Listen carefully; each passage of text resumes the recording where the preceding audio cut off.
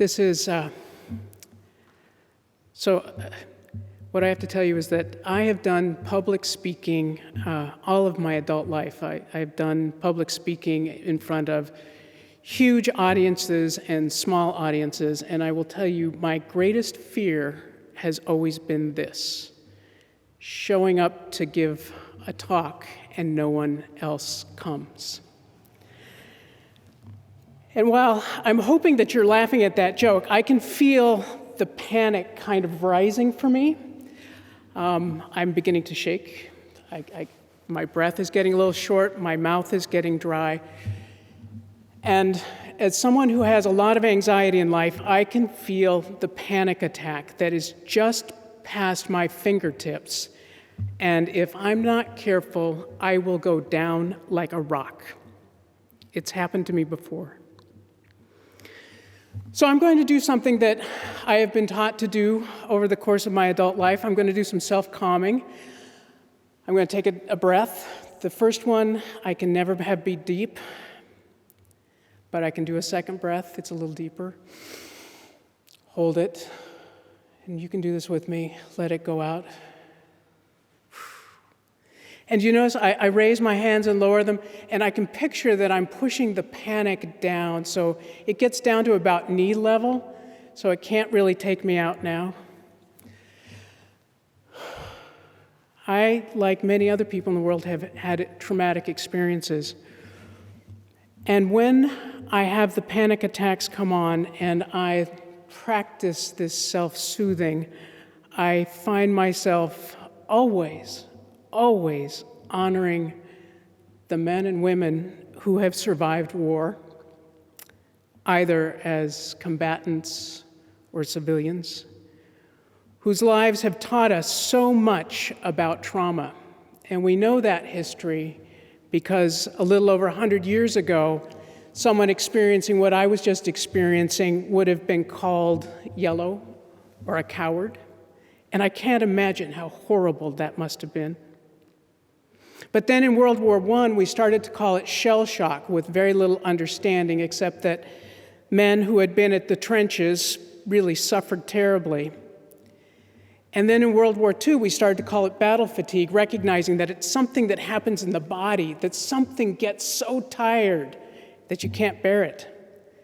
And in Vietnam, we started to call it post-traumatic stress disorder, recognizing that it's not a come and gone thing. We came to recognize that it's not just a psychological injury or lack, it is a physical injury. To understand trauma, we have to know that it is an event that is life-threatening, that you know is life-threatening, you perceive as life-threatening. It can be a series of events or a whole set of circumstances that surround you, and it has a lasting adverse effect on you. Our bodies respond to trauma in a very specific way. What they do is they turn on a switch that brings adrenaline racing through your system, cortisol rises up, and time slows down. Most of us have had this experience, maybe in a car accident or seeing somebody get injured. Time slows down and we have that moment to decide, shall I fight? Shall I activate my muscles in such a way that I can push off any enemy? Do I run? Turn quickly, which is kind of what I feel like doing right now? Or do I freeze, become invisible, so that the threat, the predator, won't know that I'm here? This is a huge change to our bodies. It shifts everything, and we become immobile and then active. In an ideal world, what would happen is what would happen to animals out in the wilderness. We would take a moment after the predator's gone, and we'd shake off, breathe it out a little bit, walk around. Maybe if I'm a small animal, I would climb into a little cave and I would sleep it off for a while. But however I do it, the cortisol would come back down, the adrenaline would shift off. But for people who are faced with trauma within their bodies, it becomes remembered, that event never goes away. And you never really go back to that resting state. It remains ever ready to be activated. Any slight thing that's reminiscent of the original can set us off. the adrenaline goes, the cortisol goes, and we become unpredictable in that moment. We are hyper-vigilant, hyper-reactive. We see this in all kinds of people around us, whether they are soldiers returned from the battlefield or people living on the streets. Constant trauma leaves us in a highly reactive place. And it means that for many who are really in the depths of it, that they can never rest, because even when it's quiet, the quiet is foreboding, and they are caught in the anguish between rest and action, and they never know what to do. The world is always threatening. Our friend Linda Chrisman, who is a trauma healer, says, when a person feels threatened, they see the world as unsafe and they act accordingly. So all those things that we see people who live out of trauma doing that we just can't understand, it makes sense when you take on the worldview that the world is not safe. Maybe they do things like take obsessive precautions at night, checking every window and door. Maybe they call people repeatedly to make sure they're not sick. People who have suffered life-threatening illnesses will often become hyper-worried about another illness. If I could get cancer in this part of my body, I can get it in another part of my body. If I have a heart attack, I can have a stroke. We become obsessively worried. That is what the experience of trauma and living with trauma is about.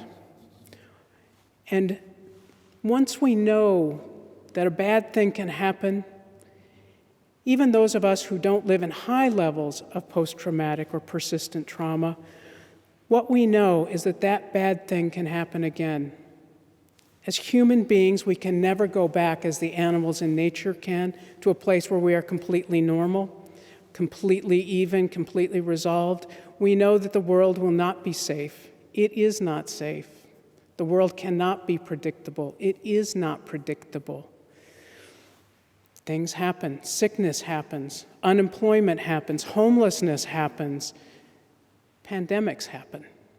And things get shaken up and they become completely unpredictable. We get aroused. The hormones are going. We are prepared to make massive decisions. And then we have to figure out what to do. When the trauma is over, when things are changing, that's what Carl Sandburg was talking about. When the strife of war, when the trauma is over, then begins the strife of peace, of figuring out how we live with that trauma, which has become part of us. For some people, it becomes an identity, and they become stuck in a way, and healing has yet to begin. What we need to think about is not about getting over trauma, not leaving it behind, but how we integrate it into our lives.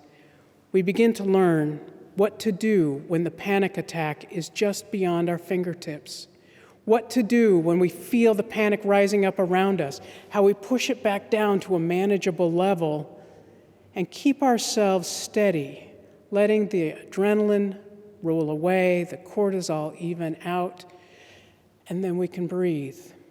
Viktor Frankl, a survivor of the Holocaust, an incredible philosopher, one of the things he said was, between the moment of stimulation and response is the one moment of wisdom we have, the moment to choose what we will do.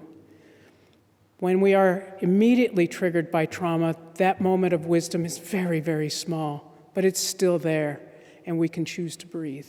We may not be able to choose anything else, but choose to breathe. Take that deep breath, get started on relaxing. For me, that is what we are called upon to do on Memorial Day, to remember all those people who have taught us so much about trauma, having lived through those terrible wars and having not been understood for so many generations.